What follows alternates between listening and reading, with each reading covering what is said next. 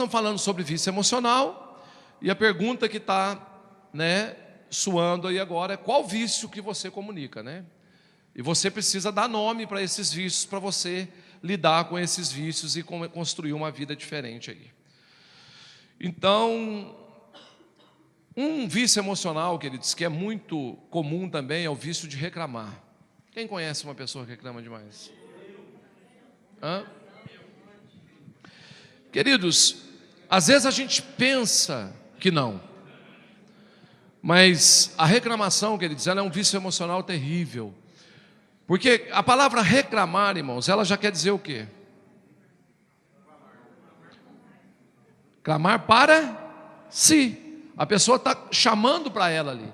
Queridos, e Deus nos chamou para ser solução no lugar onde a gente vive. Amém? Eu sei que é lógico, queridos, que nem tudo é como a gente gostaria que fosse. E eu não quero também, queridos, que a gente se torne aquela pessoa que não fala nada. Mas assim, quando você tiver de falar alguma coisa, fale para a pessoa certa. Porque, queridos, o que acontece muito? Nós convivemos com vários tipos de pessoas. Tem pessoas que estão estruturadas emocionalmente, tem pessoas que estão mal emocionalmente, tem pessoas que estão médio emocionalmente. Dependendo do que você comunica com uma pessoa dessa, se ela já está mal, queridos, você acaba de destruir a vida dessa pessoa. Ela não tem saúde emocional para ouvir o que você está falando, queridos. Então a gente precisa ser um agente do bem. Paulo fala o quê? Que a gente tem que ser inimigo de contenda. E o pior, quem tem esse vício de reclamar, queridos, às vezes ele mostra coisa para as pessoas que ninguém está vendo. Às vezes porque você já é viciado nisso, você já chega no lugar caçando o que reclamar. Então você já tem um radar ligado. Mas tem gente que não é assim. Tem gente, irmãos, que tudo está bom. E aí você começa a apresentar para essas coisas problemas que ela não estava vendo. E passa a ver a partir daquele momento, queridos. E a gente rouba, às vezes, as pessoas com esse tipo de comportamento.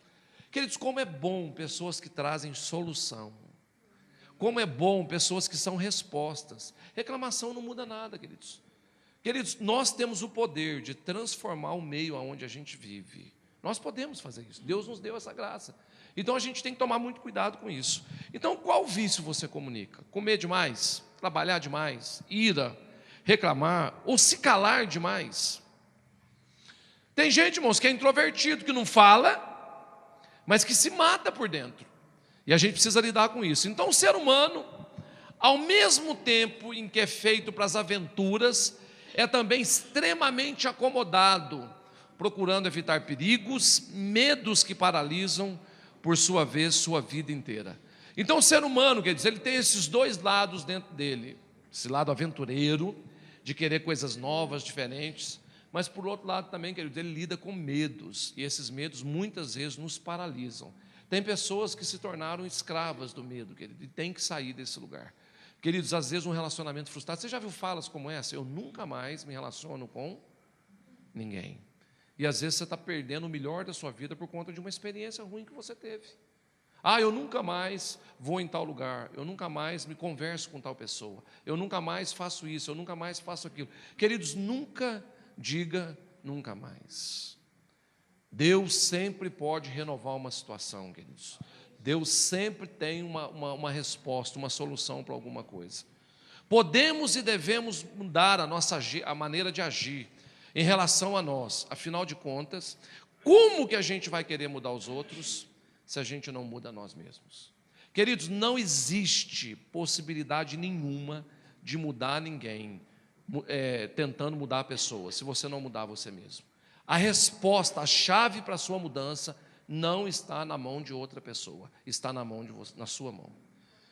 A nossa maior bobagem e a maior mentira que a gente enfrenta, e a gente fica anos escravos de situações, pensando dessa forma, queridos, tolerando esse tipo de comportamento. Não, se fulano mudar, a minha vida vai ser completamente diferente. Não vai, não vai.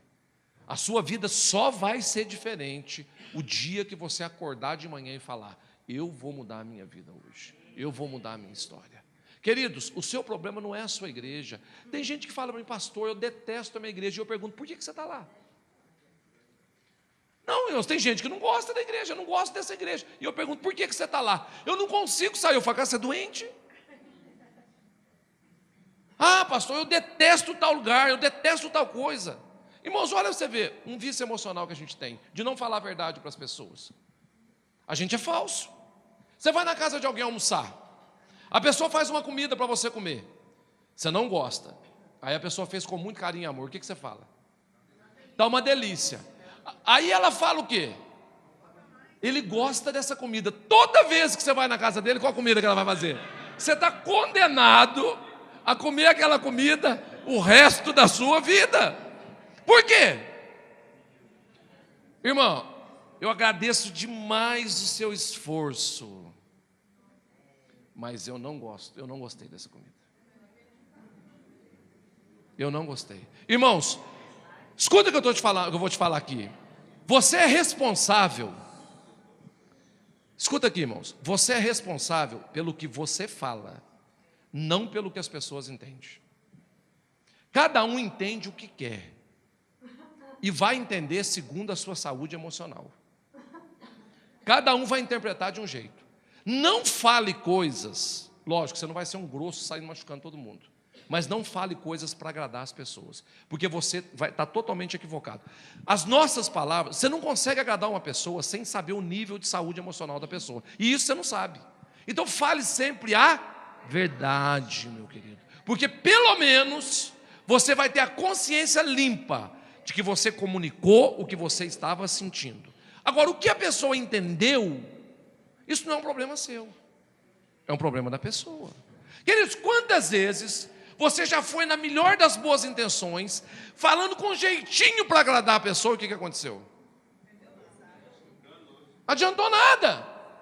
Você está entendendo? E outras vezes você foi mais sequinho e a pessoa reagiu bem. Então depende às vezes do estado de espírito. Queridos, nós precisamos crescer emocionalmente. Olha, nós não gostamos de ser repreendido, nós não gostamos de ser chamado a atenção, nós não gostamos de ter limites.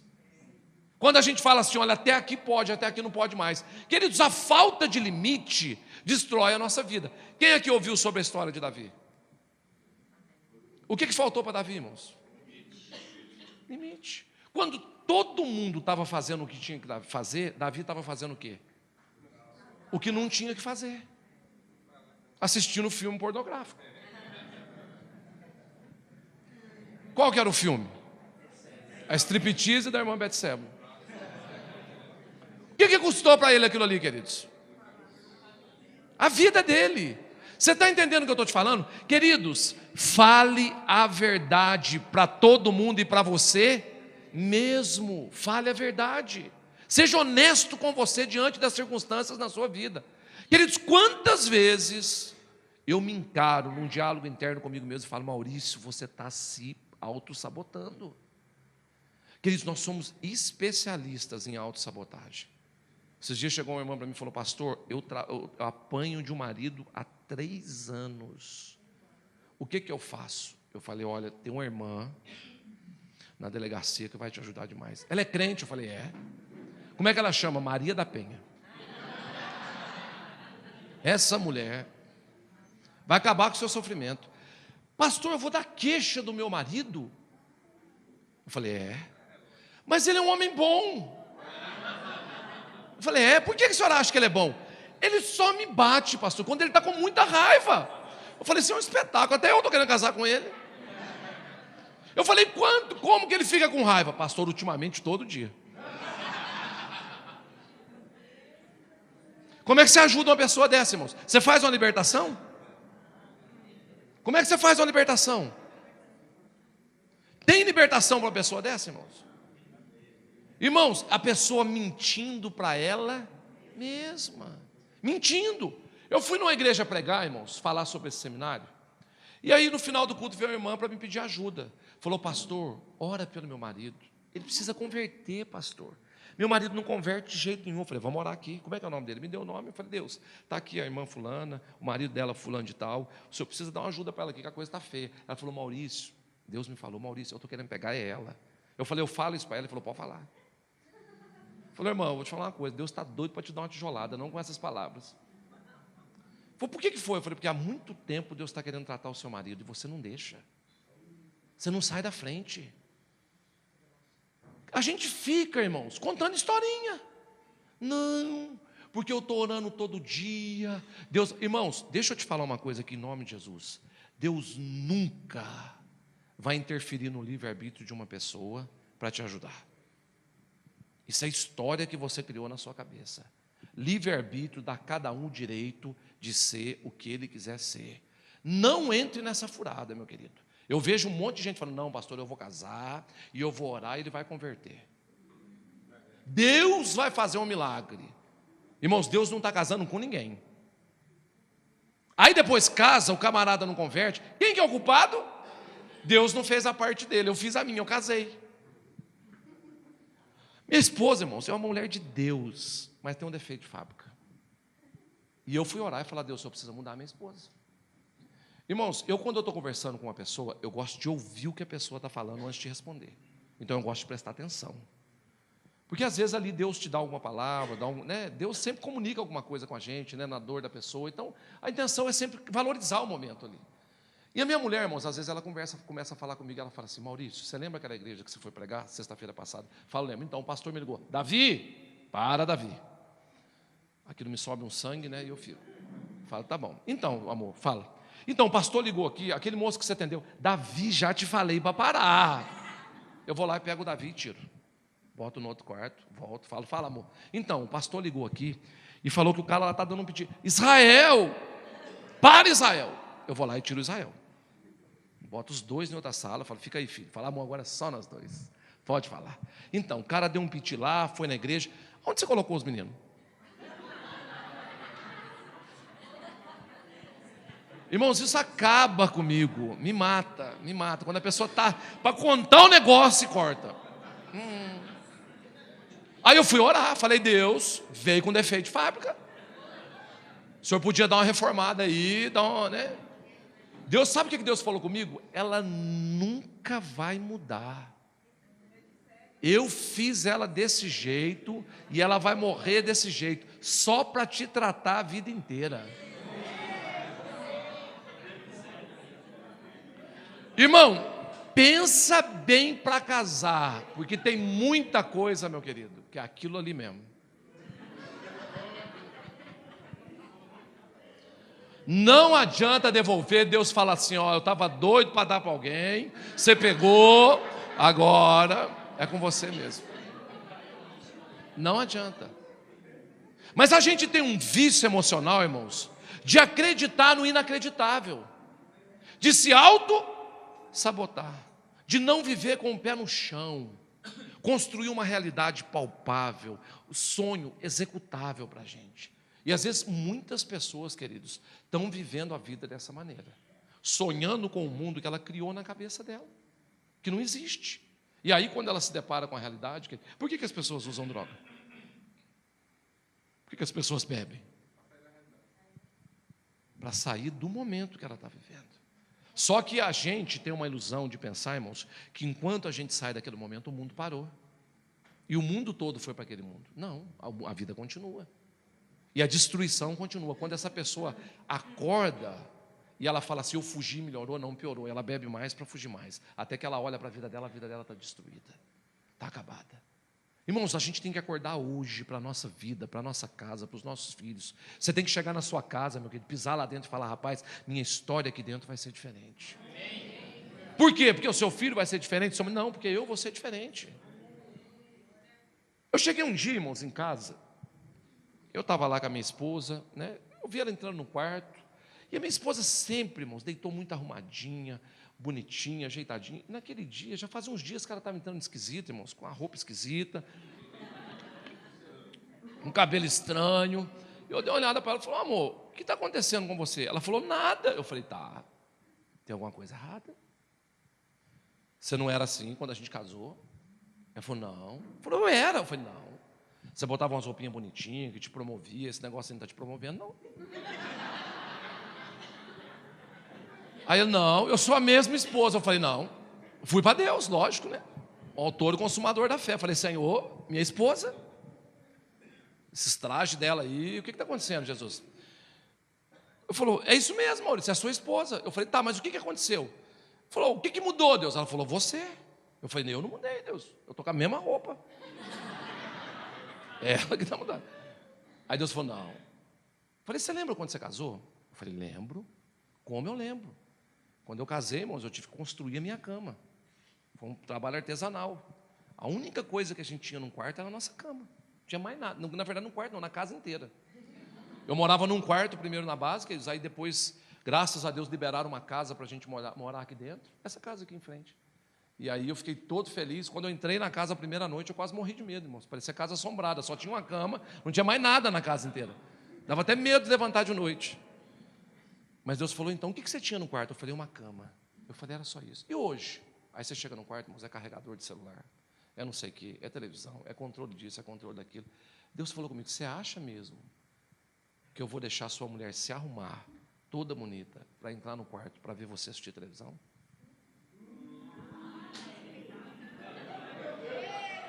Não ore, irmãos, algumas coisas é melhor conformar do que orar. Foi você que mudou, Maurício. No outro dia, entrei em casa, fiz uma limpa no meu quarto. Falei, amor, pode voltar. Olha lá, irmãos. Irmãos, mulher entra no quarto, não tem atenção, não tem carinho, não tem uma palavra, não tem um tempo. Você acha que ela vai se arrumar?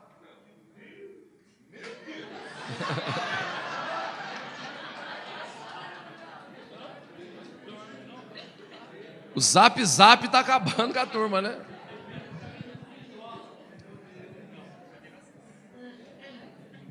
E aí, queridos, a gente quer achar um culpado. Quem é o culpado?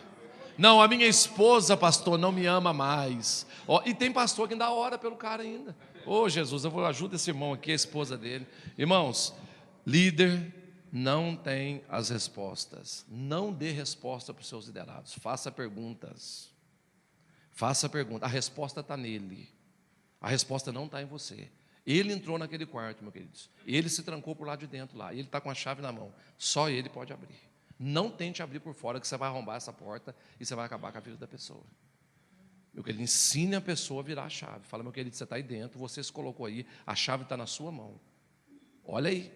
Olha o que está acontecendo. Por que você se trancou aí dentro? E às vezes, irmãos, nem sair ele quer. E você está tentando tirar. Então, tudo que tira a nossa atenção ou olhar de nós mesmos já é um vício emocional. Você sabia?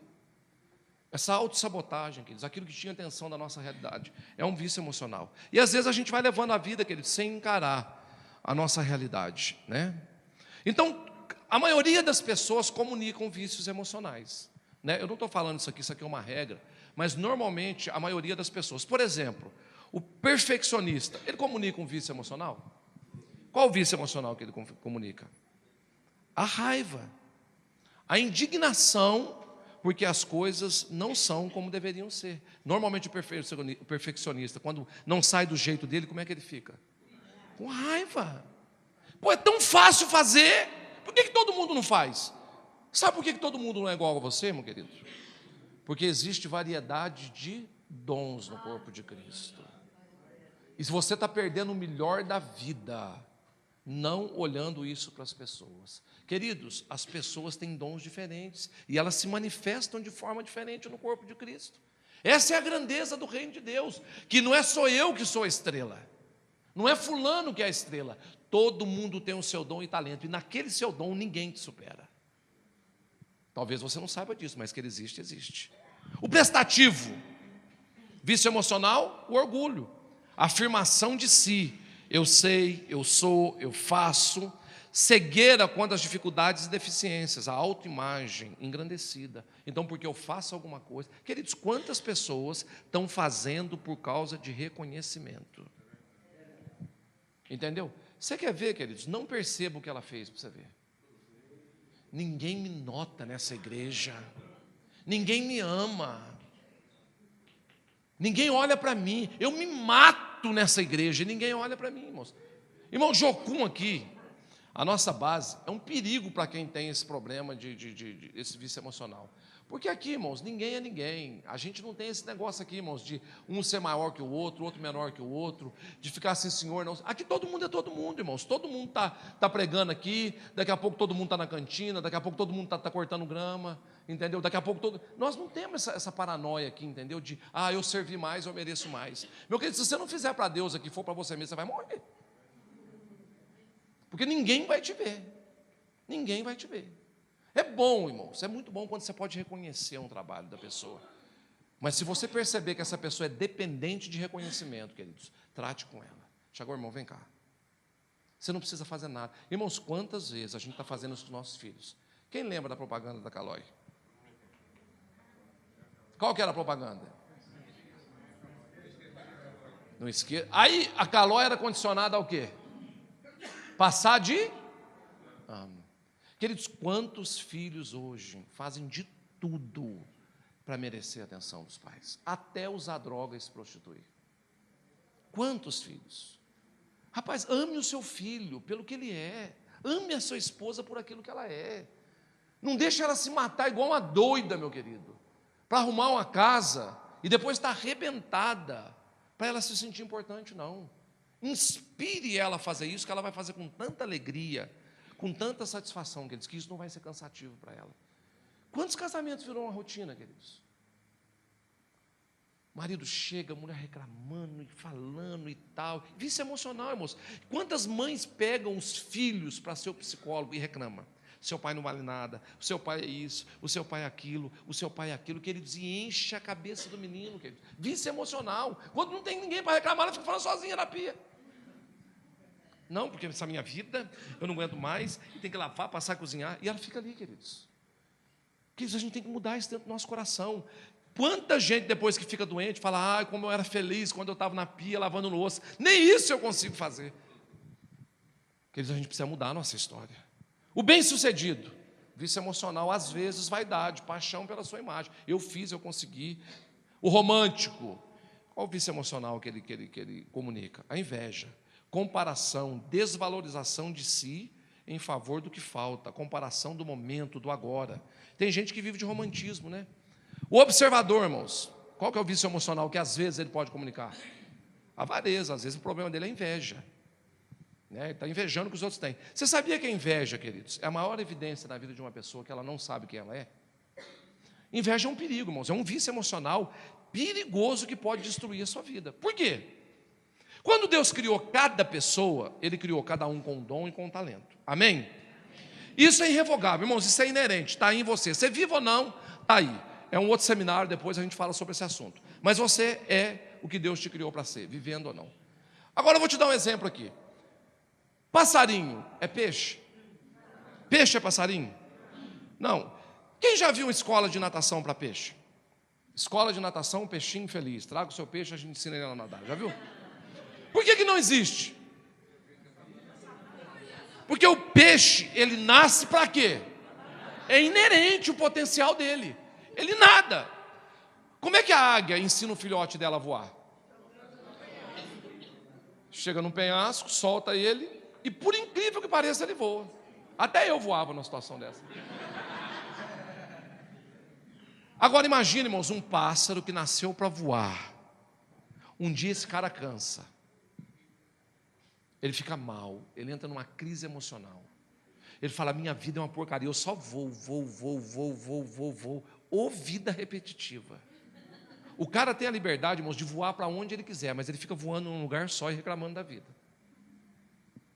Aí ele está lá, ele fala, aí um dia ele está em cima do oceano, irmãos, ele olha para baixo e olha os peixes, e fala, vida boa é de peixe, não faz nada. Só nada. Eu queria ser o quê? Peixe. E aí esse cara, irmão, sobe o mais alto que ele pode e mergulha na água. Ele virou peixe? Ele virou comida de peixe. Não tente ser o que você não nasceu para ser. Você vai destruir a sua vida. Isso é inveja, queridos. É você tentar galgar um dom que não é seu. É você tentar fluir numa área que não é sua. É você tentar viver uma vida que Deus não te criou para viver. Quantas pessoas hoje, queridos, estão tentando ser igual a todo mundo, queridos? Uma crise de identidade terrível. E quando a gente não sabe quem a gente a gente se torna o que as pessoas gostariam que a gente fosse. Então eu vivo em função de agradar os outros. Não, se todo mundo gosta de um cara que toca violão, eu vou tocar violão também. E o pior, quando você está nessa crise de identidade, alguém chega para você e fala assim: olha, eu acho que você é um pastor. E o que o cara faz? Vai ser pastor. Acaba com a vida dele e das ovelhas. Não, eu acho que você é um músico, você tem uma unção de músico. Eu estou vendo isso na sua vida. E o cara vai lá e abraça. Irmãos, eu vou te falar uma coisa. Essa questão de identidade, a primeira pessoa que Deus vai falar é você. Se Ele não falou com você antes, irmãos, não engole, é laço. Deus não é fofoqueiro. Como é que Deus vai falar uma coisa tão particular da sua vida com você, meu querido? Esse dia chegou uma irmã para mim e falou: pastor, ora para mim que eu vou casar. É de Deus o meu casamento? Eu falei: eu não vou orar não, irmão. Eu não vou orar porque depois você vai me culpar se não der certo. Eu falei: como é que você conheceu o seu marido? Qual que foi o caminho que você trilhou para chegar no altar? Isso vai falar se o seu casamento é de Deus ou não. Não é, queridos, uma oração que decide se o casamento é de Deus ou não. É o caminho que você trilhou. Uma oração só vai testificar do caminho que você trilhou, do dia que você conheceu o seu futuro marido até o momento que você pisou no altar. Essa vai ser a história que você vai colher na sua vida, não a oração que a pessoa fez. Você está entendendo o que eu estou falando? E isso é autorresponsabilidade, que isso é acordar para a vida, isso é olhar para as pessoas. Quando eu fui me casar, queridos, foi uma das maiores crises da minha vida, porque eu falei: Deus, casamento é um só. E eu entrei numa crise, porque eu me converti e falei assim: eu vou casar, só que quando eu me converti, eu falei com Deus: Deus, eu só quero namorar a minha esposa. E eu orei isso sério, porque eu namorava demais, beijava demais, falei: Deus, não quero beijar mais ninguém, só minha esposa. 3 anos se passaram, eu tirei a oração. Cheguei para Deus e falei: Deus, eu queria desfazer aquela oração lá que eu fiz. Querendo dar uns beijos aí, ter umas pretendentes, e eu estou enrolado com a minha oração. Deus falou comigo: não, trato é trato. E aí, irmãos, eu fui pregar numa igreja. Nós fomos um prático no final de semana. E chegamos na igreja, irmãos, uma igreja grande, povo bonito. Aí eu estava lá num culto domingo pregando. Quando eu saí do culto, irmãos, terminei de pregar, desci do púlpito, uma moça, loira, bonita, alta, entendeu? Chegou para mim e falou assim: Pai do Senhor. Eu falei: Pai do Senhor. Ela falou: Deus me falou que você é o meu esposo. Eu olhei para aquilo tudo e falei: você tem certeza? Ela falou: Deus me falou. Eu falei: ô, irmã, você está doente? Ela falou: não, estou bem de saúde. Eu falei: e a sua família? Meu pai é empresário. Meu pai é dono de uma transportadora, tem 30 carretas, 20 caminhão, não sei o que, não sei o que, não sei o que. Eu só comecei a fazer conta na cabeça, né? Eu falei: quantos irmãos você tem? Nenhum, sou filha única. Na hora eu olhei no olho dela, bem dentro do olho, e falei assim: olha, deixa eu te falar uma coisa. Quando Deus fala, a gente tem que obedecer. Irmãos, eu fiquei aleluiado com aquela notícia de Deus. Eu cheguei em casa e fui orar e falei: Deus, eu queria te agradecer demais. Valeu a pena esses 3 anos, esperar. Irmãos, eu plantei bananeira, eu virei piruleta, eu fiz de tudo que você imaginar, e orando, e falando com Deus. No final da minha oração fervorosa, poderosa, o Espírito Santo falou comigo: eu não falei nada com ninguém. Eu falei: então o senhor fala, porque a moça está lá, e isso vai dar um problema sério. E o Espírito Santo de novo: eu não falei, não vou falar, eu não estou nesse negócio. No outro dia, irmãos, encontrei a moça de novo. Ela me trouxe uma calça jeans de presente, uma blusa. Eu levei aquilo no altar, mostrei para Deus. Falei: que Deus, moça boa de coração. Irmãos, e pensa numa mulher crente. Era essa moça. Jejum e oração. Falei: eu vou jejuar e orar. Deus vai ter que converter. Irmãos, jejuando, 40 dias de jejum e oração. Eu dava cada grito que parecia que eu estava morrendo. Até que um dia, irmãos, eu estava chorando demais. E o Espírito Santo chegou de mansinho e falou assim: Maurício, eu não me incomodo com as suas lágrimas. Eu sequei. Falei: então não vou nem perder tempo. E aí Deus falou comigo: deixa eu te falar uma coisa, Maurício. Essa moça, ela é uma bênção, mas não é o melhor que eu tenho para você. Não por causa da moça, entenda bem, irmãos. Não tem nada a ver com ela, era uma bênção. Deus me falou, irmãos: olha, aonde eu quero te levar, você não vai conseguir chegar do lado dela. Julgo desigual, irmãos, não é só fora da igreja não, é dentro da igreja. É dentro. Você não vai conseguir, Maurício. Você vai chegar no meu bom, mas você nunca vai ser quem você nasceu para ser. E isso vai trazer uma frustração para o seu coração e vai acabar com o seu casamento. Agora a decisão não é mais minha, Maurício, é sua. Você quer casar? Eu te abençoo. Irmãos, Deus nunca vai pegar uma responsabilidade minha e levar para Ele. É sua. Muitas vezes Deus está falando, a gente não quer ouvir, mas que Ele está falando, Ele está. Irmãos, eu saí aleluiado, falei, quer saber de uma coisa? Eu sou um cara simples, humilde, eu não quero melhor nada, eu vou ficar com o bom de Deus mesmo. Aquilo para mim está bom. Falei, esse melhor aí. E eu ainda tentei falar para Deus, me mostra o melhor para me ver como é que vai ser, comparar e tal. Deus falou, não, é pela fé. Aí estou saindo, irmãos, estou andando na rua para ir lá dar notícia para a moça, um moço me para, um velhinho, bateu nas minhas costas e falou, posso te falar um negócio? Eu falei, pode. Se você casar com uma pessoa errada, você vai acabar com a sua vida. Falou isso e foi embora, irmãos. Eu fui atrás dele. Cheguei nele e falei, ô destruidor de lar. Quem te falou isso? Aí ele falou, você não sabe? Eu falei, o pior que eu sei. Cheguei na frente daquela moça, me deu um temor tão grande no coração, irmãos. Falei, olha, não foi Deus que falou com você. Ela começou a chorar e falou, pastor, não era pastor ainda, falou, Maurício, eu tenho certeza absoluta que foi. E eu falei, eu tenho certeza absoluta que não foi. E ela falou, Maurício, você não pode fazer isso comigo. Eu falei, eu também acho. Você acha que eu queria? Irmãos, aquilo me deu uma revolta tão... Eu saí dali, eu falei para Deus, eu vou fumar droga, eu vou beber pinga, eu vou virar um... Eu fiquei revoltado com a vida, irmãos. Saí mal. Falei, rapaz, como é que Deus faz um negócio desse comigo, irmãos? Vim embora para a base de novo, mal. Falei, mas quantos anos sem beijar na boca, Jesus?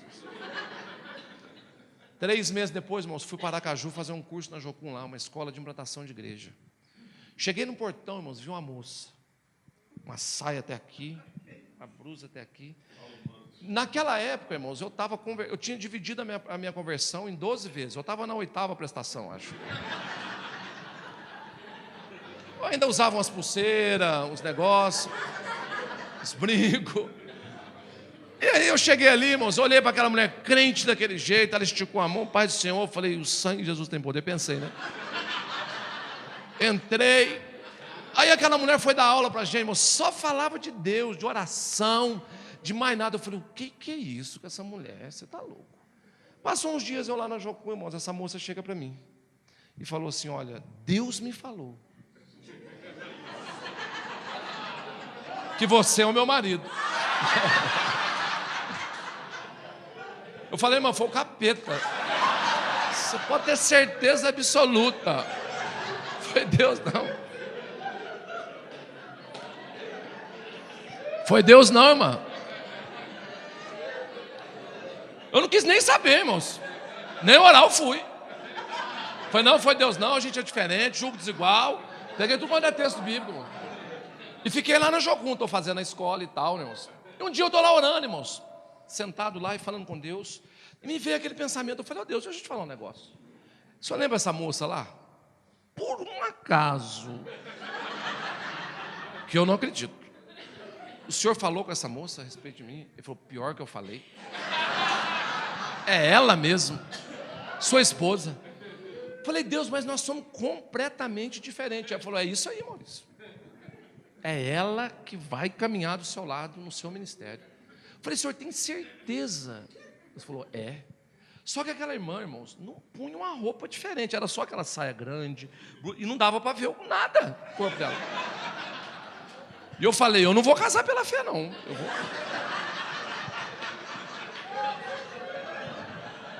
Eu falei com ela um dia, amor, irmã, vamos na praia.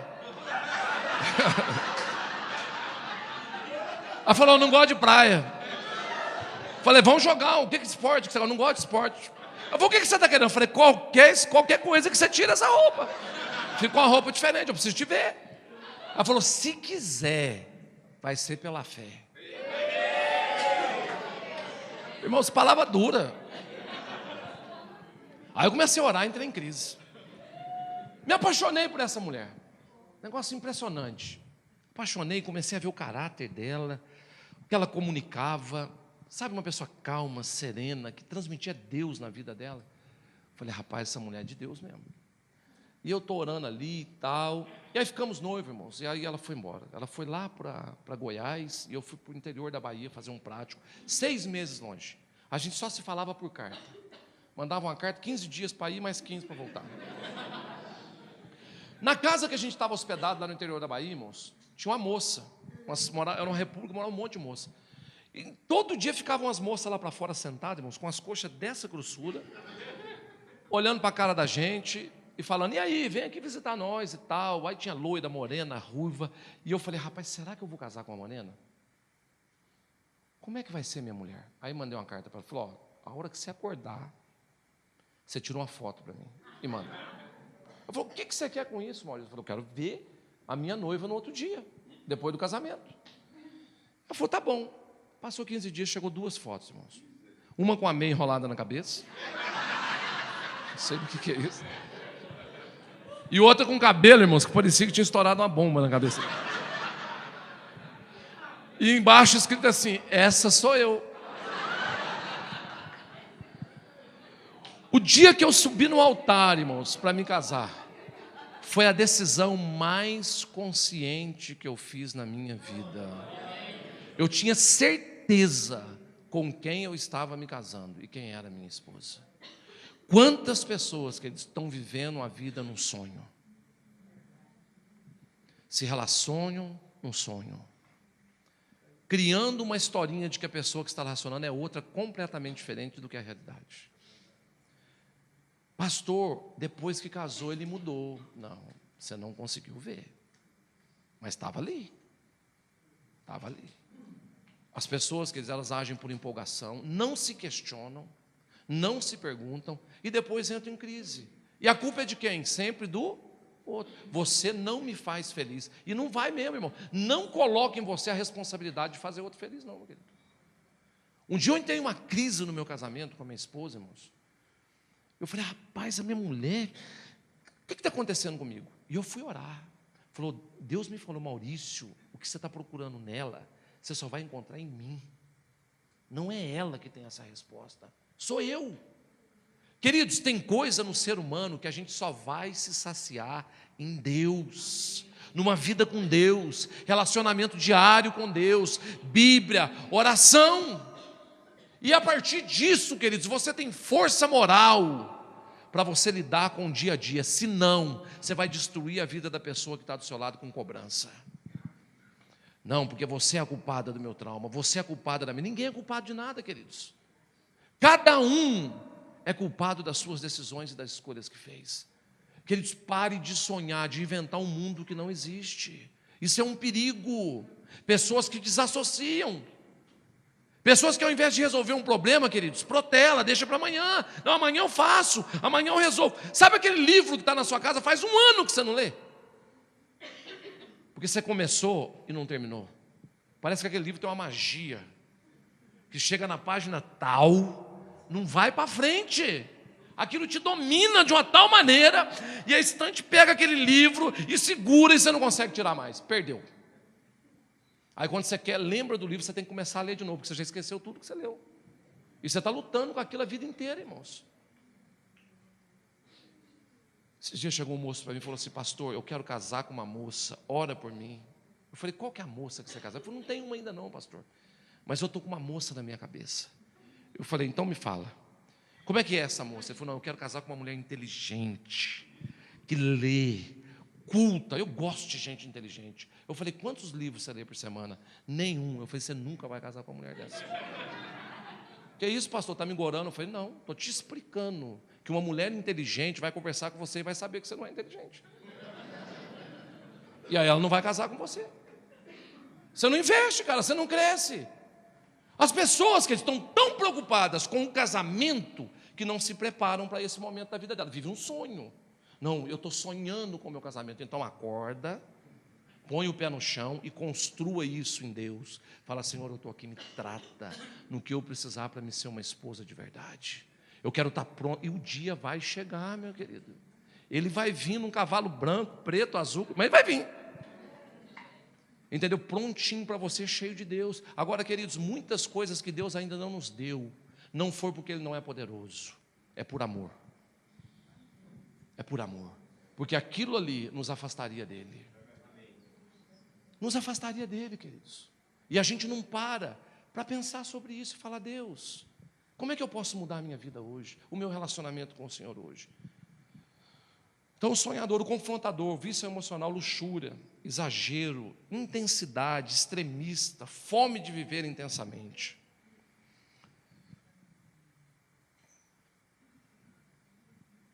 A maior dificuldade que a gente encontra para ajudar uma pessoa é a confusão que se estabelece entre ser o que somos e o ego que nós temos.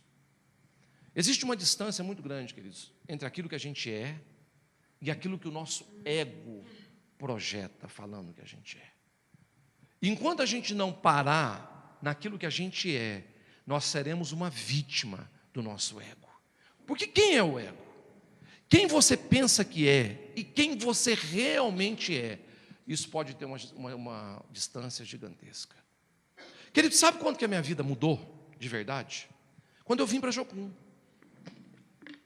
94 eu cheguei aqui. Não tinha muita coisa. E eu lembro, queridos, que eu cheguei aqui, eu vim de uma vida bem complicada. Meu pai traiu a minha mãe muito tempo. A nossa família era totalmente disfuncional. E eu, depois de envolvimento com drogas e muitas coisas, eu falei: rapaz, eu vou ser cristão, eu vou ser missionário. E eu vim para Curitiba para fazer um seminário teológico, e aí vim dormir uma noite da missão, e Deus falou: não quero você lá, eu quero você aqui. E aqui eu fiquei, fazem 21 anos que eu estou aqui. E aí, queridos, eu tinha na época que eu cheguei aqui uma calça jeans, 2 bermudas e uma camiseta. Era todos os meus bens, uma mala que eu carregava, essas coisas.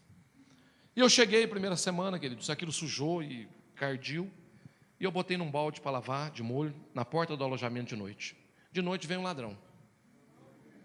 Roubou o balde e tudo que eu tinha. Eu fiquei pobre, cego e nu. No outro dia de manhã eu acordei, irmãos. Aleluiado, um dia bonito. Quando eu fui ver minha roupa, cadê? O ladrão tinha levado. Fui para o mato orar, irmãos, me vitimizando.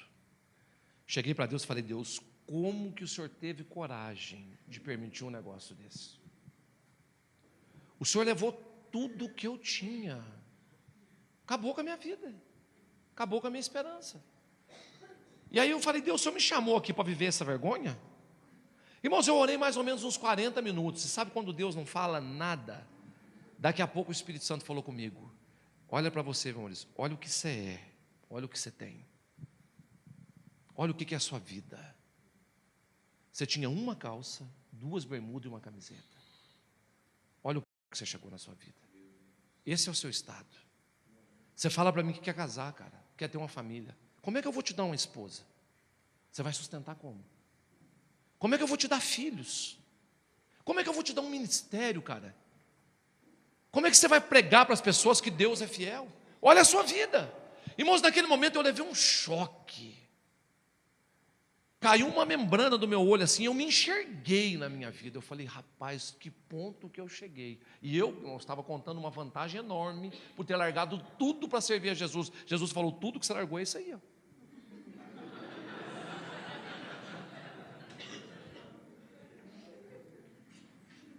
Irmãos, tem gente que vai para Jesus com a vida arrebentada e bate no peito: eu larguei tudo para servir a Jesus.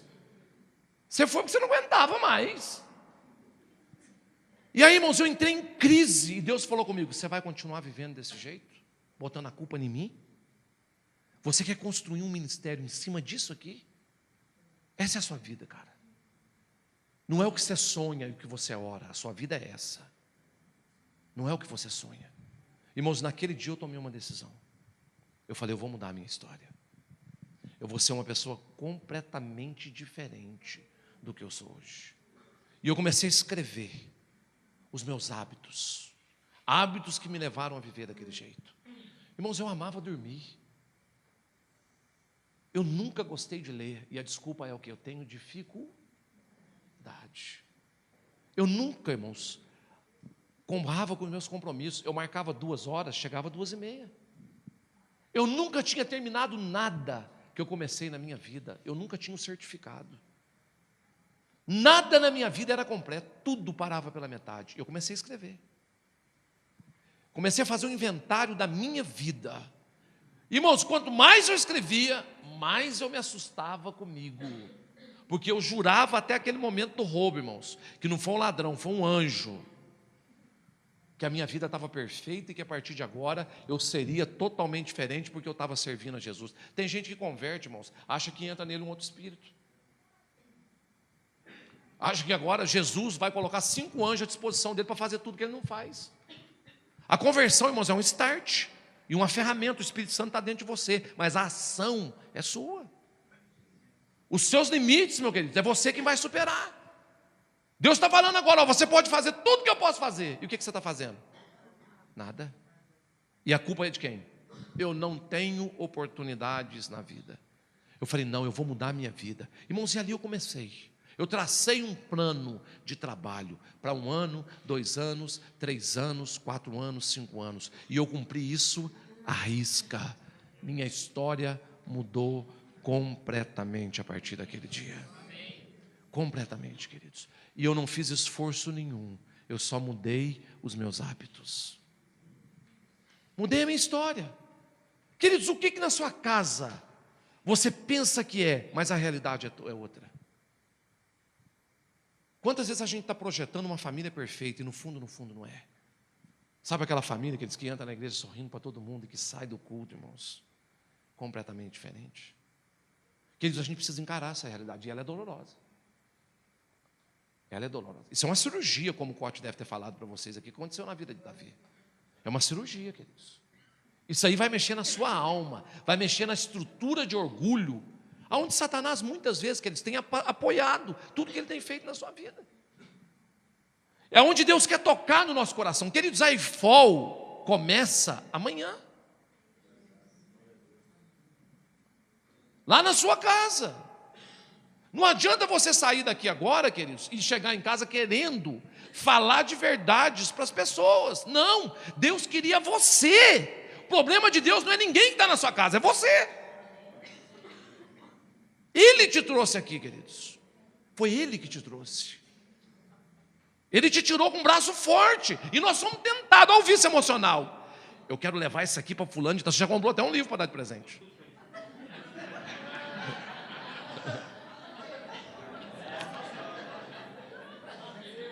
Fulano precisa ver isso aqui.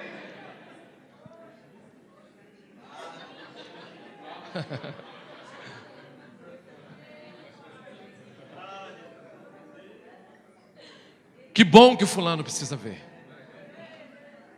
Mas quando que Deus quiser tratar com ele, ele vai estar sentado nessa cadeira, você pode ter certeza disso. Jesus falou, agindo eu. Queridos, Deus não te trouxe aqui para orar mais por milagre. Deus está te desafiando a ser um milagre. Na sua casa, na sua família, na sua igreja, no lugar que você for. Então é muito comum a gente confundir quem realmente nós somos com a nossa autoimagem, no movimento ilusório de acharmos que somos o nosso ego. Queridos, a gente precisa sair desse mundo de imaginação e reprogramar a nossa vida hoje. Nós precisamos disso. Rapaz, o que eu converso com pessoas que olham para mim e falam, pastor, se eu pudesse voltar atrás, eu faria tudo diferente. Mas você não pode. E o pior, queridos, que esses erros, ao invés de projetar essa pessoa para uma vida diferente, queridos, só tranca essa pessoa no lugar que ela está. Ego significa o eu de cada um. É o defensor da personalidade. A principal função do ego é procurar harmonizar os desejos e a realidade. E posteriormente, entre esses, as exigências e os valores da sociedade. Então, o que o ego faz? O ego, ele tenta unir o seu sonho com a sua realidade. E depois, ele tenta inventar o quê? Uma boa desculpa para aquilo que aconteceu e que deu errado. Então, o ego, queridos, ele não é o nosso amigo. O ego, na verdade, ele tenta fazer o quê? Mascarar a verdadeira realidade de quem somos. O ego é o defensor da personalidade, pois ele impede que os conteúdos inconscientes passem para o campo da consciência, acionando assim os seus mecanismos de defesa. Sabe aquelas historinhas que a gente conta para a gente mesmo, queridos, para disfarçar os problemas que a gente está vivendo na nossa vida? E é nesse ponto que a gente tem que entrar com a cruz de Cristo, queridos. Queridos, quando Pedro respondeu para Jesus, eu vou até a morte contigo, quem estava falando? Era ele ou era o ego dele? Quando Jesus respondeu para ele, eu sei que você vai me negar hoje, antes que o galo, era o ego de Jesus ou era Jesus que estava falando? Querido, Jesus nunca conversou com as pessoas com o ego. Nunca. Os caras falam, você é o rei dos judeus, o que ele falava? Você está falando. Se você sabe, por que você está me perguntando? Você acabou de falar. Jesus não estava falando do que ele estava falando, Jesus estava falando do coração, porque a boca fala. Jesus falou, rapaz, no fundo, você acredita que eu sou, não preciso falar nada não para você. Jesus nunca, queridos, deixava o ego tomar conta, porque se ele deixasse, ele estava lá na cruz pendurado. Sofreu, apanhou, foi judiado. Chega um cara embaixo da cruz, mal informado, e fala para ele, você salvou a todo mundo. Por que você não salva você mesmo? Se fosse você descia da cruz, não sobrava ninguém. Ou só pensava, 3 câncer. Imagina, irmão, se Jesus deixasse o ego dele falar mais alto. Mas ele, irmãos, a Bíblia fala que quem olhava para Jesus, via no rosto dele que ele ia para Jerusalém. O cara não vivia uma vida de ilusão, de mentira. Quando Jesus desceu dos céus, ele abriu mão do que ele era para morrer na cruz, queridos. Ninguém tirava aquilo da cabeça dele. Paulo, queridos, que é um cara mais bem sucedido que Paulo. Paulo não era um sonhador. Paulo era um homem centrado, equilibrado, inteligente. Chegaram para Paulo e falaram assim, cara, o dono desse cinto, se descer para tal lugar, vai apanhar, vai ser preso. Paulo olhou e falou assim, olha, eu estou disposto não só a apanhar, mas eu não estou aqui de brincadeira não, meu querido, eu sei o que eu estou fazendo, eu estou disposto a morrer pelo Evangelho. O diabo teve um infarto na hora, irmãos. Falou, como é que eu vou parar esse cara?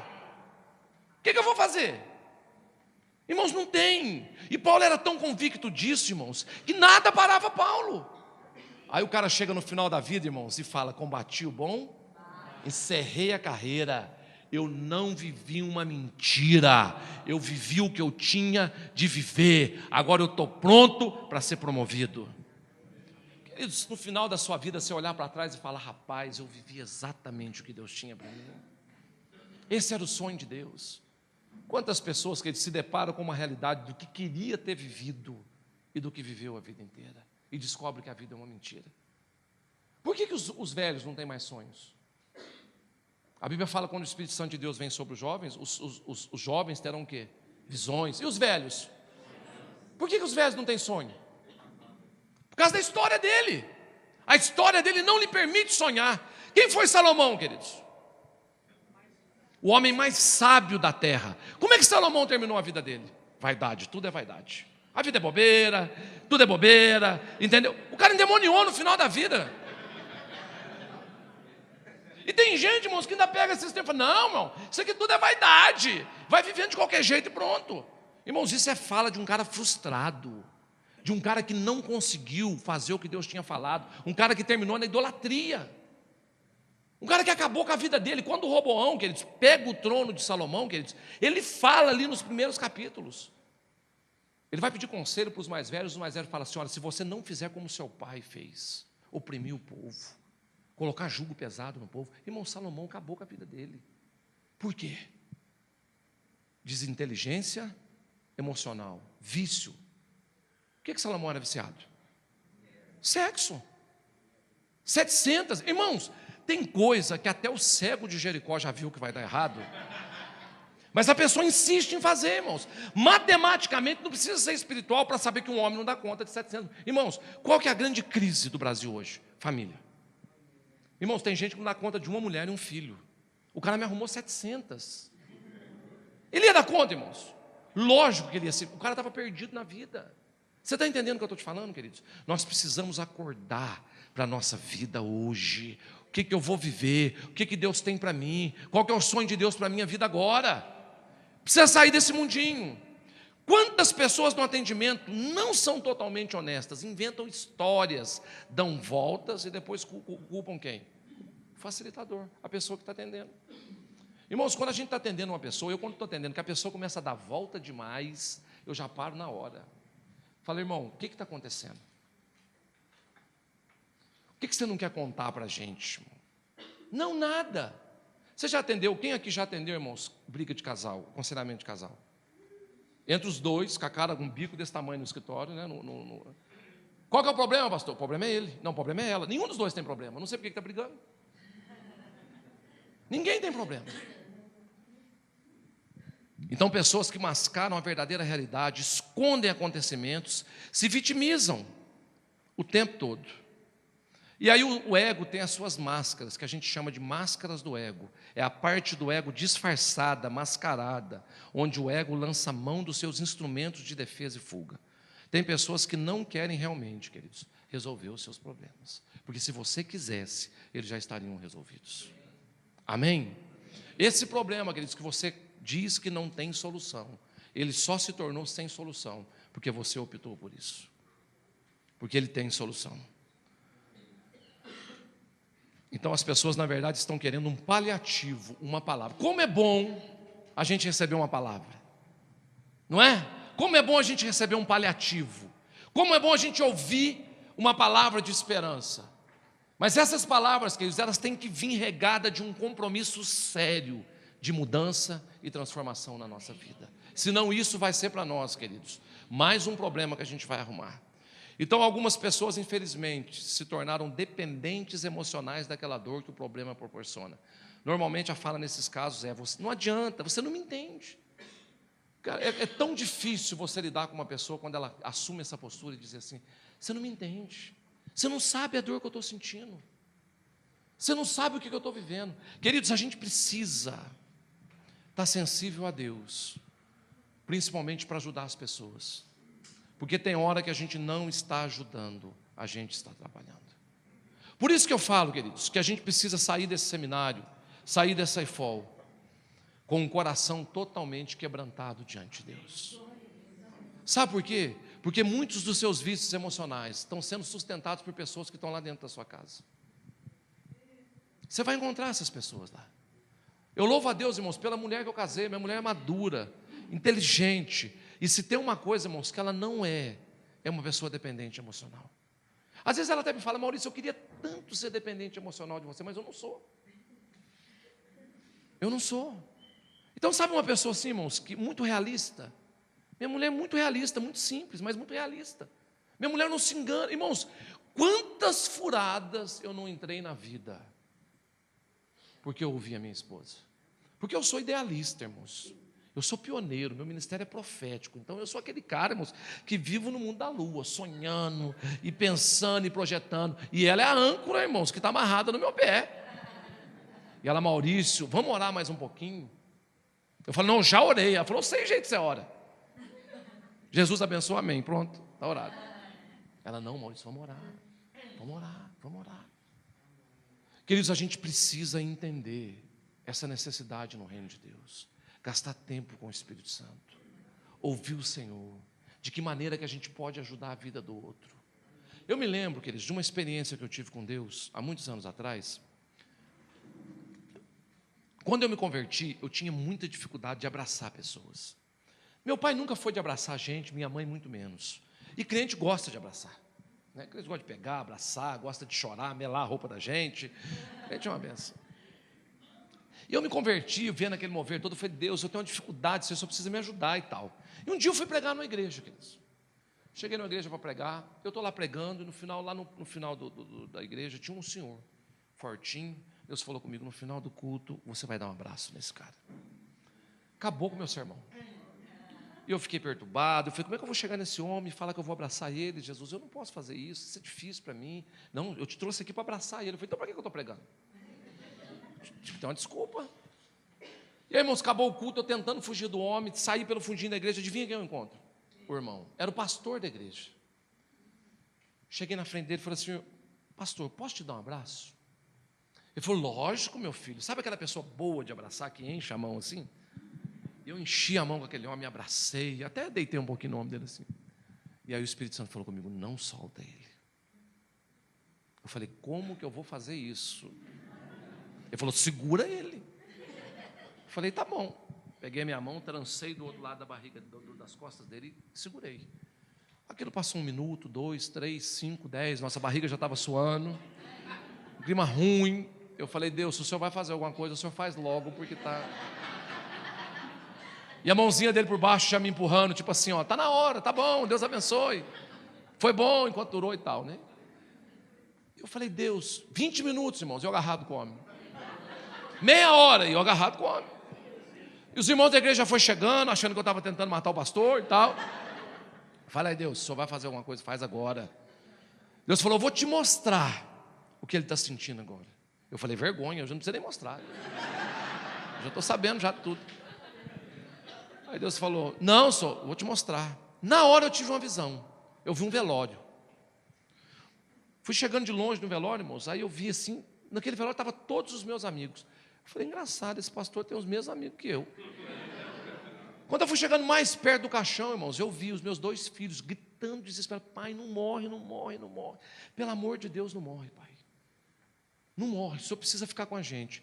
E eu me preocupei e fui correndo assim. Quando eu olhei dentro do caixão, era eu que estava morto. Eu falei: pronto, Deus ia matar o homem, resolveu matar eu no lugar dele. Eu falei: Deus, mata ele mesmo. Mata ele mesmo, porque eu não quero saber de nada. Deus falou comigo: Maurício, esse homem tem câncer de próstata. Faz 3 meses que ele está orando e me pedindo para que eu deixe ele criar os filhos dele.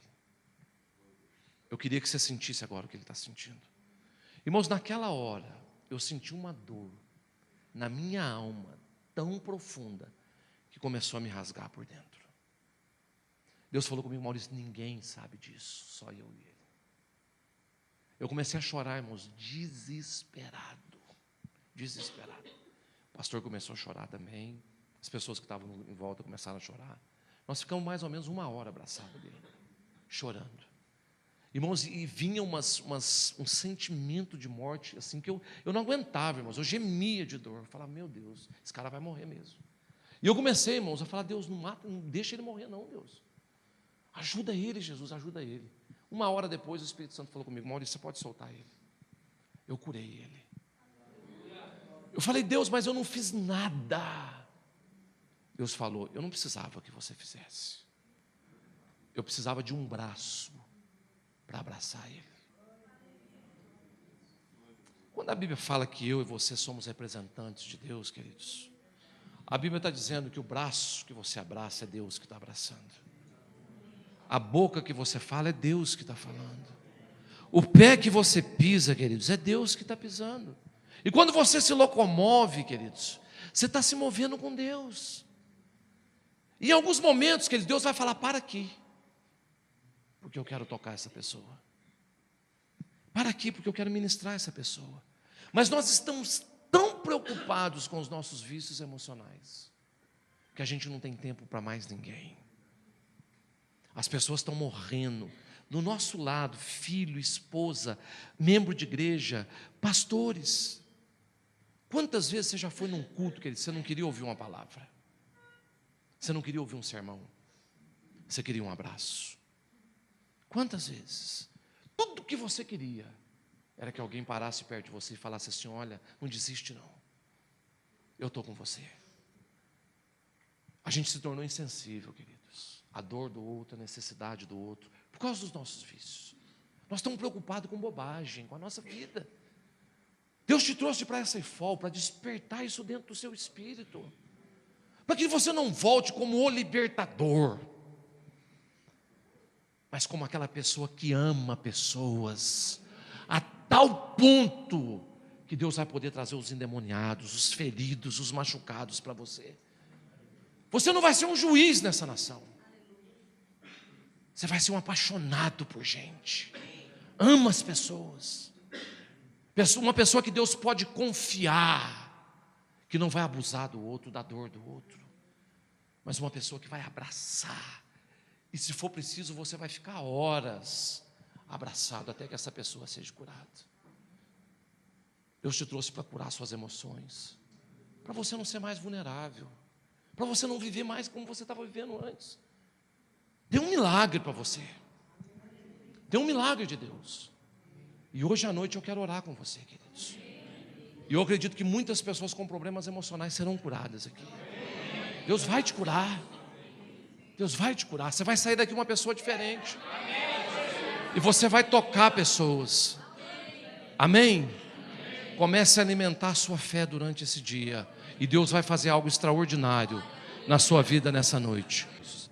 Queridos, a gente estava falando então sobre vício emocional hoje de manhã. E eu quero terminar aqui, faltou uma partezinha. Então, quando a gente fala sobre vício emocional, queridos, em geral, vícios emocionais são frutos de medos, né? Normalmente um vício emocional está relacionado ao medo, alguma dificuldade que a gente enfrentou na nossa vida. E quais são esses medos? O primeiro medo é o medo do que pensamos em estar por vir. Então, às vezes, não há nada por vir, mas nós criamos um drama e ficamos viciados em acreditar 100% naquilo que ainda não existe. Então por isso que a Bíblia diz assim: não andeis ansiosos pelo dia de amanhã. Queridos, lógico, Deus nos criou para nos desafiar. E Ele não vai parar. Sempre Deus vai estar se movendo, queridos, na direção de um desafio novo para a nossa vida. E normalmente a gente fica assustado e com medo daquilo que vai vir. Quando a gente recebe muita informação, quando a gente recebe muito treinamento, a gente sempre fica questionando: e agora? O que Deus vai fazer? E normalmente é nessa hora, queridos, que a gente engatilha os nossos vícios emocionais, né? O medo ou a falta de confiança na gente mesmo. Então essa é a primeira circunstância, queridos, que sustenta um vício emocional na nossa vida. O medo daquilo que está por vir. Segundo, medo de sentir dor emocional. Queridos, dor é bom ou é ruim? É ruim? Febre é bom ou é ruim? É ruim?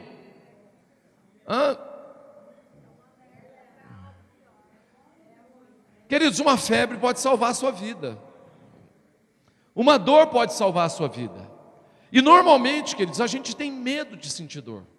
A gente tem medo de passar por dificuldade. Jesus prometeu dificuldade para nós. O que Ele falou? No mundo tereis aflições. O que mais que Ele falou? Tem de bom? Quando Ele falou tem de bom ânimo, Ele estava dizendo o seguinte: essas aflições não vão passar rápido. Você pode ficar animado, porque vai demorar. Vai ser um negócio que demora. Que nós não temos que ter medo de passar dor emocional. Nós não temos que ter medo de lidar com as circunstâncias da nossa vida. Quantas coisas a gente deixou sem mexer, queridos, e quando foi mexer, isso já estava quase que insustentável na nossa história. Por isso que é muito importante, queridos, quando a gente vem para um treinamento como esse, você não ficar preso nos seus vícios emocionais, com medo do que as pessoas vão pensar. Eu lembro quando eu fiz a minha TED, irmãos, teve um dia que teve um culto, e era um culto mais ou menos de libertação e tudo, irmãos. Eu plantei um choro, um griteiro, um berreiro, todo mundo achou que eu estava ficando louco. Mas naquele dia ali, queridos, eu coloquei para fora os meus sentimentos, as minhas dores, as minhas mágoas. Queridos, quantas pessoas têm medo de expressar a dor emocional dela? De mostrar o que está sentindo, de viver aquele momento, queridos, como um momento de cura, de transformação. E normalmente o medo de sentir dor emocional vai engatilhar um vício, e a gente sempre vai reportar isso. Então nos distraímos para não sentir a tal dor de muitas vezes no inconsciente que está na nossa vida ou na nossa história. Então às vezes a gente inventa uma distração, a gente tenta burlar, né, a própria dor que a gente está sentindo, e a gente precisa encarar isso de frente. Queridos, uma das coisas que a gente entendeu é o seguinte: nós temos que entender o seguinte: nós somos seres humanos. Você não é um super-homem. Tem dia que você vai estar triste, sim. Tem dia que você vai estar desanimado, sim, queridos. Tem dia que você não vai estar no pique que todo mundo está. Queridos, não trabalhe por resultados e nem para agradar ninguém. Seja você. O dia que você estiver mal, e se alguém perguntar está mal, você fala: estou mal. Agora não fiz sim, fica mal, né? Medo de lidar com um desafio por pensar que não somos capazes de ultrapassá-lo. Queridos, o meu filho menor, o Davi, ele tinha um medo terrível de altura. Terrível. E desde pequenininho, ele nunca se aventurou aos lugares altos. E um dia, queridos, eu fui no shopping, estava eu e minha família, os meus filhos, e a gente chegou lá, e lá tinha uma pista daquela de arborismo montado dentro do shopping. É um negócio assim, irmãos, fascinante. O meu filho mais velho, Israel, quando eu vi, irmãos, ele já estava lá na pista. E era R$ 50 para dar uma voltinha naquele trem. Quando eu vi o Israel lá, eu falei, 50 eu já perdi. Mas graças a Deus que o outro tem medo de altura. Aí daqui a pouco eu olho, irmãos, na minha perna, vejo uma mãozinha puxando a minha calça. Eu olho para baixo, era o Davi. Falou, pai, eu já sei o que você vai me falar. Eu vou te pedir para ir para lá. Mas você vai falar, Davi, você vai gastar o meu dinheiro, porque você tem medo. Eu já sei que você vai falar isso. Mas pai, deixa eu te falar uma coisa. Essa é a oportunidade de eu vencer o meu medo. Eu falei, Davi, você tem certeza do que você está me falando? Ele falou, absoluta, pai. Essa é a minha oportunidade. E aí foi lá, que ele descolocou aquele negócio todo e começou, devagarzinho. O percurso normalmente fazia rápido, meu outro filho fez em 15, 10 minutos. Ele demorou quase 1 hora. Foi devagarzinho, olhava para baixo, perguntava, pai, você está aí? Eu falei, estou aqui. Você caiu, eu te pego, pode ficar firme aí. Passou todo aquele percurso. E naquele dia, quando ele desceu, ele falou, pai, hoje eu venci aquilo que estava me vencendo a vida inteira.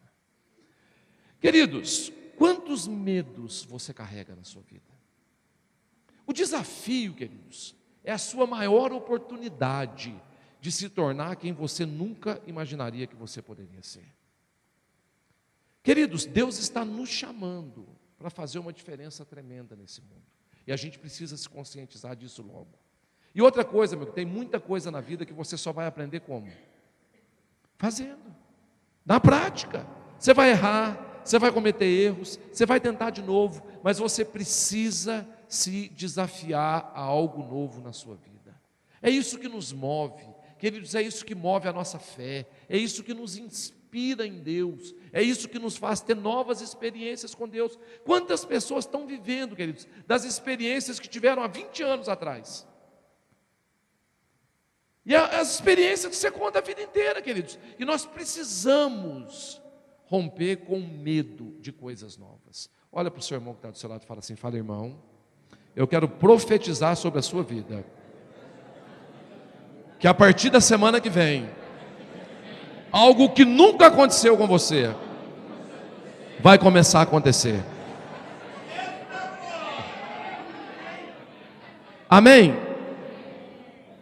Querido, você pode ter certeza, Deus vai te desafiar a coisas novas depois dessa folga. Vão vir para você os feridos, os machucados, vão vir para as pessoas para você atender e fazer libertação. E aí você vai falar assim para o cara, não sei. Querido, ele não sabe que você não sabe. Quando eu vim para Jocum, que a gente fazia teatro há muitos anos atrás, né, e a gente às vezes estava na rua fazendo teatro, o Cote fazendo teatro, é um espetáculo. E aí, queridos, eu falava assim para o Cote, eu não levo jeito para fazer teatro. E ele me falava, nem eu, Maurício. Eu falei, então como é que nós vamos fazer? Ele falou, Maurício, ninguém conhece a peça. Você pode errar tranquilo. Eu falei, é verdade. O nosso erro, para eles parecia acerto. Queridos, quantas oportunidades que você perde na sua vida, porque você pensa o que as pessoas estão pensando, que estão pensando de você. E aí você se limita. E aí de novo você entra no ciclo de crenças erradas a respeito de você mesmo. Meus queridos, tente fazer o que você nunca fez na sua vida. Se arrisque, vença o seu medo. Medo de que não sejamos fortes o suficiente. Isso também, queridos, é um gatilho tremendo para um vício emocional. Medo que a gente não vai conseguir ser forte para conquistar o sucesso ou alguém que a gente quer conquistar. Queridos, é no exercício da batalha que você vai adquirir força. Um dos animais que eu mais me surpreende é a borboleta. Porque a borboleta, ela não nasce borboleta. Ela nasce uma lagarta. E aquela lagarta, queridos, aquilo ali é um ser assim limitado, porque ela tem um território delimitado, ela tem uma alimentação delimitada, ela vive ali no mundinho dela, comendo. Aquele bicho, queridos, os 3 primeiros meses de vida dele é só comer. E depois desse processo de comer, de encher, de ficar forte, ela entra num casulo. E ali ela passa por uma metamorfose. E ela não só vira borboleta, ela não só muda de aparência, mas ela tem uma mudança interna, o metabolismo dela, a comida, a alimentação, tudo muda. ela vai mudar. Mas o momento mais importante, queridos, da vida de uma lagarta virando uma borboleta, é quando ela vai sair do casulo para se tornar uma borboleta, para ser livre. É o momento que ela exerce mais esforço na vida dela. E se chegar alguém desinformado, chega um cara lá todo aleluiado, fala: nossa, que borboletinha linda, eu vou ajudar ela. E esse cara rasgar o casulo, ele vai estar destruindo a vida dessa borboleta. Porque é na saída do casulo que ela cria resistência para poder bater as asas e voar. Queridos, tem muita gente te poupando demais, e isso está te estragando. Tem muita gente passando a mão na sua cabeça. Tem muita gente te limitando, queridos. Tem muita gente olhando para a gente, queridos, com um olho de piedade, de autopiedade, de autocomiseração. E quantas vezes, queridos, a gente procura alguém que nos desafia, que nos chama, que fala conosco, e essa pessoa fala o que a gente não quer ouvir, a gente vai procurar alguém que fala o que a gente quer ouvir. Porque você sabe até quem procurar para cada assunto na sua vida. Não, isso aqui, nesse assunto eu não procuro não, porque eu sei o que ele vai falar. Esse assunto tem que ser fulano, porque ele tem um conselho bom. Que ele se desafia a fazer algo que você nunca fez. Não aceite que as pessoas coloquem uma limitação dessa sobre a sua vida, porque é o que o diabo vive tentando fazer para você. É o que ele vive tentando fazer, fala: você não consegue, você não pode. Queridos, nós fomos treinados desde pequeno a ouvir que a gente não podia. Nós fomos incentivados a ser um ser limitado na nossa vida. E normalmente essas crenças, depois de grandes, queridos, quando a gente vê um desafio, quando a gente vê um gigante muito maior que nós, queridos, a gente fica intimidado. Imagina Davi. Davi era um mineiro, que foi levar uns queijos para os irmãos dele lá no campo de batalha. Irmãos, e chega lá um cara endemoniado, um gigante, afrontando todo mundo. Enquanto todo mundo via um problema, Davi via o quê? Uma oportunidade. Falou: cara, esse cara vai me promover. Esse cara vai mudar a minha história. Eu vou sair do anonimato, porque ninguém nunca matou um gigante na Bíblia, só eu vou matar. E Davi olhou para aquele cara e falou: rapaz, queridos, a Bíblia fala, e os historiadores falam, que aqueles peritos em funda, eles acertavam um fio de cabelo a 100 metros de distância. Irmãos, a velocidade que uma pedra daquela pegava, era a velocidade de uma bala. Aquilo ali era um tiro. Davi olhou para aquele cara, irmãos, era grande, e a testa era proporcional, lógico.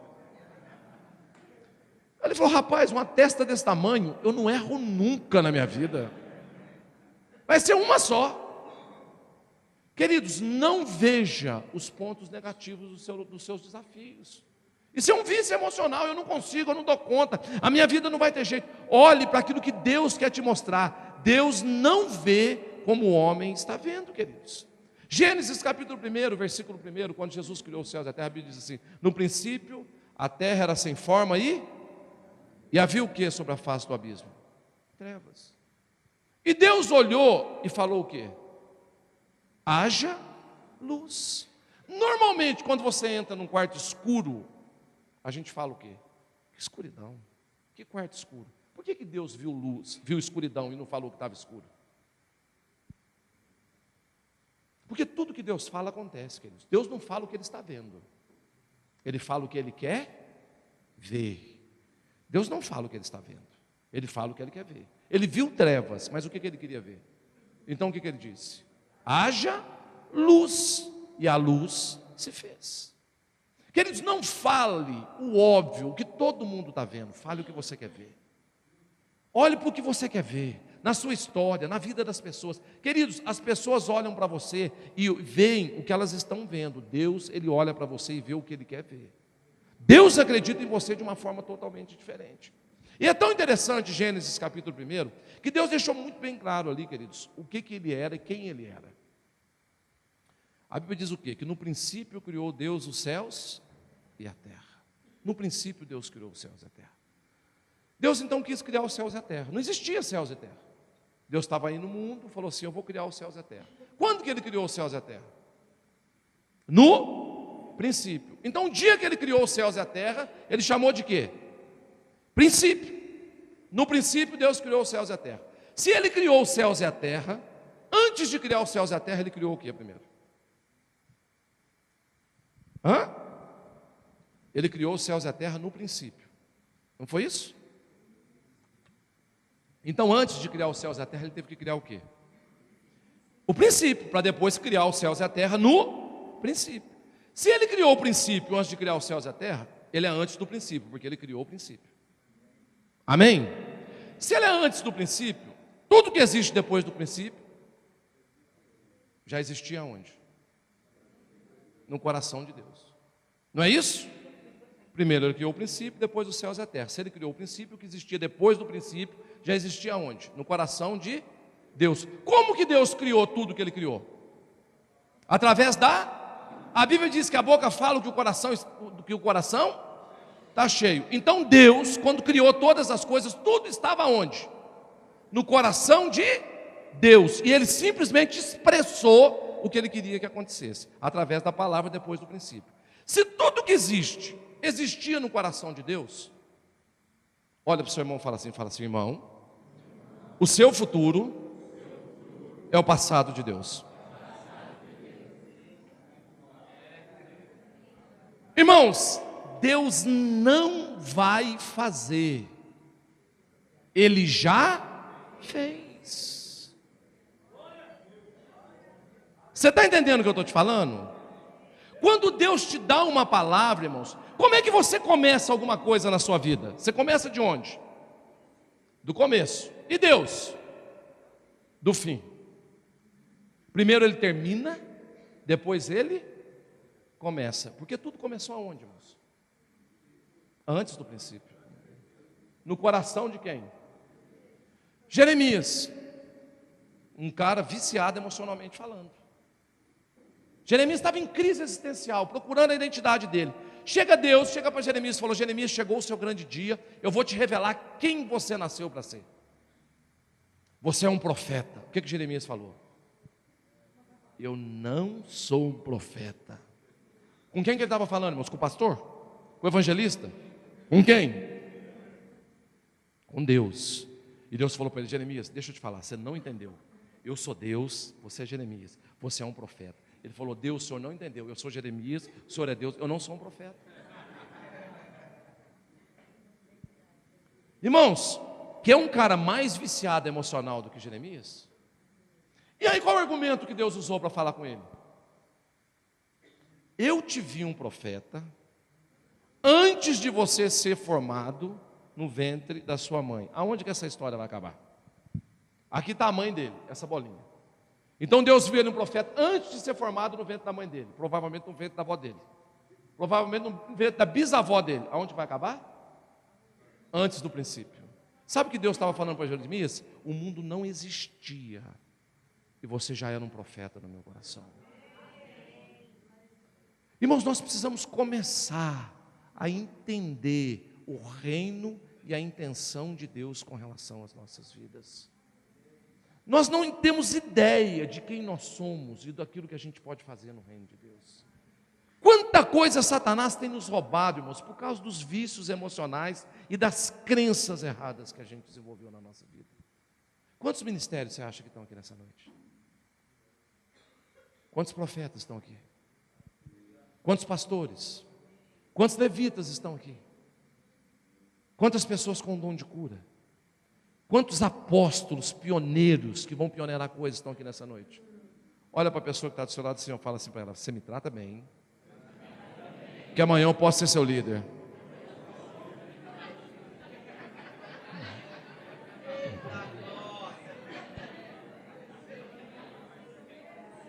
Irmão, você não tem ideia de quem está sentado do seu lado.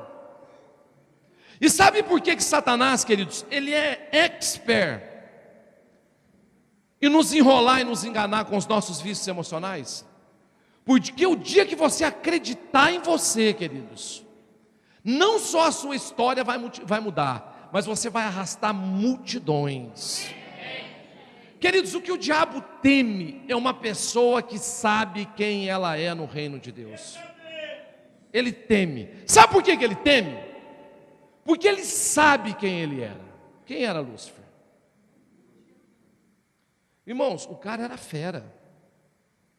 Ele não era ministro de louvor, ele era o louvor. Ele era a adoração. Os historiadores dizem que quando ele levantava as asas, do corpo dele saía adoração para ministrar ao Senhor. Ele não fazia, ele era a adoração. Ele não tinha um dom, ele era o dom dele. Esse era o chamado daquele cara. Mas um dia, irmãos, ele endemoniou. Por isso que eu estou te falando, irmãos, cuidado com o seu vício emocional. Às vezes está tudo bem, você é feliz e não sabe, e você resolve arrumar um problema para a sua vida. O cara falou: rapaz, o céu está sossegado demais, eu vou arrumar uma confusão nesse lugar aqui. E eu não sei o que esse cara falou, que terça parte do céu, irmãos, acompanhou ele. Anjos, seres inteligentes que não tinham pecado, acompanharam aquele cara. Eu quero descobrir isso, eu vou perguntar isso para Deus. Para Deus, qual que foi o argumento que esse cara arrumou? Irmão, se esse cara enganou anjo a sair do céu, você acha que ele não vai conseguir te enganar? Abre o seu olho, meu amigo. O cara conseguiu provar por A e mais B para aqueles caras: o céu é ruim.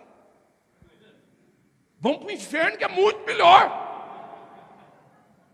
Não, no inferno nós vamos arrebentar. Irmãos, como é que o cara conseguiu, irmãos? E aí ele levou a turma dele e foi embora, irmãos. Qual que era a área que ele atuava nos céus? Música. Irmãos, qual o maior veículo no mundo hoje que atrai multidões? Sabe por quê? Porque o príncipe desse mundo está fluindo no dom dele. É o que ele sabe fazer. Você vê pessoas inteligentíssimas indo atrás de cada música, irmãos, que dá dó. Você fala: como que pode? Sabe por quê? Porque tem alguém que está usando o seu dom e o seu talento, que está por trás dessa história. O diabo não sabe o seu dom. Seu pai não sabe, sua mãe não sabe, só Deus que te criou sabe. Mas ele sabe de uma coisa: que o dia que você descobrir, multidões vão te acompanhar. Você vai tirar multidões do inferno. Então ele fica trabalhando o tempo todo para te dizer: você não pode, você não consegue, você não é capaz, você não tem condição, você não pode viver assim, você tem que criar um problema. Queridos, quantas pessoas gastam a vida resolvendo o problema com medo de um desafio? Você não ousa. Queridos, quantos aqui já receberam uma palavra profética de Deus, que você tem certeza que foi Deus que falou com você? Amém? Falou: foi Deus que falou comigo. E você esqueceu dessa palavra. Quantas palavras Deus já nos deu? Quantas ministrações Deus já trouxe para o nosso coração? E a gente esqueceu do que Deus falou. Queridos, uma palavra de Deus não é só uma profecia, é um aviso que você está pronto para aquele momento na sua vida. É um aviso. Deus não está falando: eu vou fazer. Ele está te avisando que Ele já fez e chegou o momento da coisa acontecer. E quando a gente vive nesse propósito, nesse sonho de Deus, queridos, a nossa vida muda. A nossa perspectiva de vida muda. Hoje as pessoas, irmãos, estão brigando e lutando para descobrir o segredo da longevidade. Todo mundo quer viver mais, mas ninguém responde a pergunta: para quê? Você quer viver mais? Quero. Para que você quer viver mais tempo na sua vida? Se Deus chegasse aqui agora, irmãos, e olhasse para você e falasse assim, e pode acontecer, né? Hoje, infelizmente, chegou o seu dia, eu vou te levar. Chegou a hora. O único requisito para isso acontecer é estar vivo. Então está todo mundo aqui enquadrado no requisito. Aí Deus fala assim: não, mas você fez EFOL.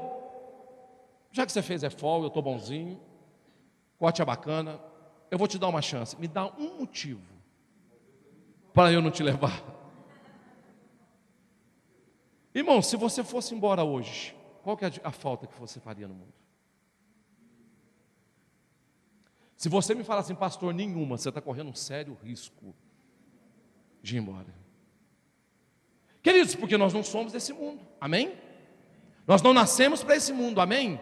Estamos aqui de passagem, emprestados, para desenvolver um papel, empenhar uma missão que Deus nos deu. Se você não está enquadrado na sua missão, olha só como a missão nos protege diante de Deus. A Bíblia diz que Satanás está ao derredor, procurando quem ele possa. Se ele está procurando quem ele pode, porque tem gente que ele não pode. Você está entendendo? Irmãos, e é muito mais gente que ele não pode do que gente que ele pode, porque ele tem que procurar para achar que ele pode. Você está na lista do que não pode ou do que pode?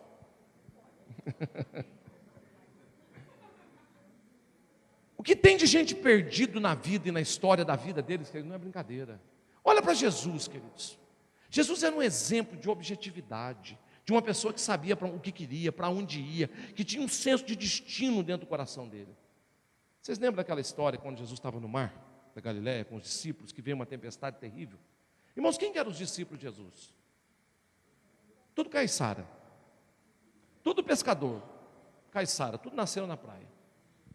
Irmãos, aqueles meninos, aqueles homens, desde pequenos, foram criados no mar, aprenderam a pescar com pai, família. Eles já tinham enfrentado tempestade de tudo quanto é jeito. De repente vem uma tempestade terrível. E aí, queridos, o que Jesus estava fazendo? Dormindo. E os caras vão tentando, daqui a pouco caem em desespero, falam, vamos acordar Jesus, que nós vamos morrer, o negócio está feio. Eu nunca vi um negócio desse. Irmão, Jesus acorda, e o que Jesus fala para ele? Homens de pouca... Tem gente que usa esse texto, irmãos, para pregar sobre fé. Eu não discordo nem concordo. Mas eu acho que a pessoa que está no meio de uma tempestade, ela já perdeu a fé há muito tempo. Senão ela não entrava na tempestade. Jesus fala para ele, acaso não conheceis as Escrituras? Por que Jesus cita isso? O que estava escrito na Bíblia, irmãos? Que Jesus ia morrer afogado? Estava escrito o quê? Que ele ia morrer o quê? Crucificado. Por isso que ele estava dormindo, irmãos. Sabe o que está tirando a sua paz? Não é a sua esposa, não é os seus filhos, não é a sua empresa. É você não saber quem é você nesse mundo e para que você nasceu. É isso que está roubando a sua paz. É você viver todo dia uma incerteza. Para que eu nasci? Quem sou eu? É as suas tentativas de ser alguma coisa que você não é. E isso é frustrante, cansativo, queridos. E isso fala dos nossos vícios, fala da nossa luta, fala dos nossos medos, fala, queridos, de tudo aquilo que a gente enfrenta no nosso dia a dia. E uma escola como a IFOL, queridos, nada mais é para resgatar o quê? A sua identidade. Quem é você em Deus? Olha para o seu irmão do lado e fala assim, irmão, quem é você? Se ele não respondeu, pergunta de novo.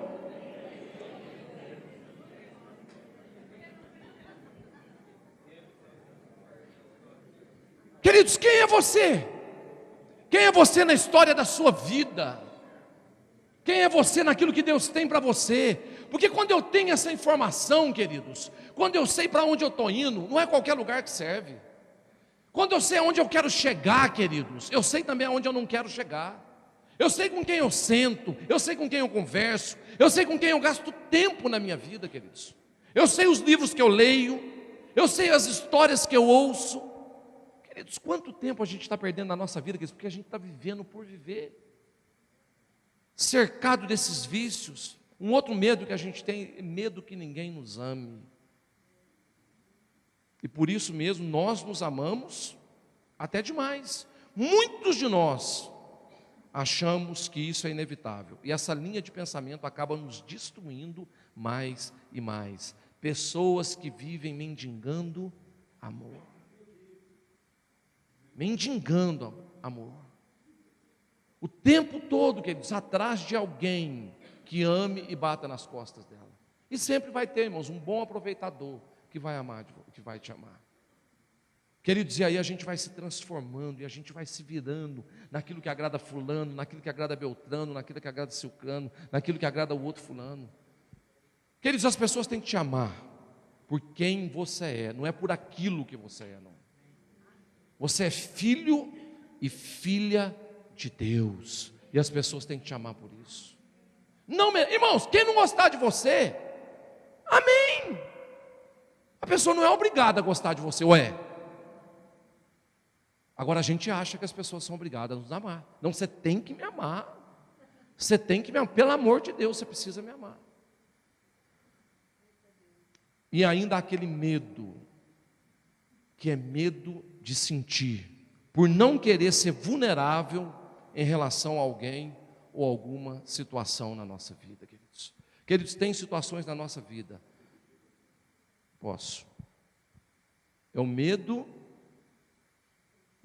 de não sentir, por não querer ser vulnerável em relação a alguém ou alguma situação na nossa vida.